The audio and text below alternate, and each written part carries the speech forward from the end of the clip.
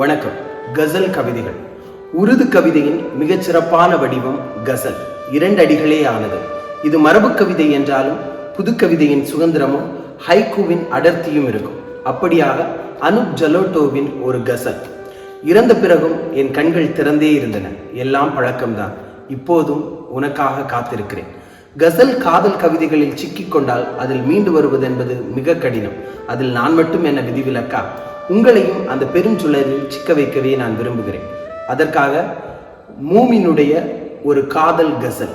என் காதலி பிரிய வேண்டும் என்று நான் பிரார்த்திக்கிறேன். ஏனெனில் என் பிரார்த்தனை எப்போதும் நிறைவேறியதில்லை. இந்த கசல் கவிதைகளை பற்றி இன்னும் ஆழமாக தெரிந்து கொள்ள அப்துல் ரஹ்மானுடைய மகரந்த சிறகு என்ற நூலை வாசியுங்கள்.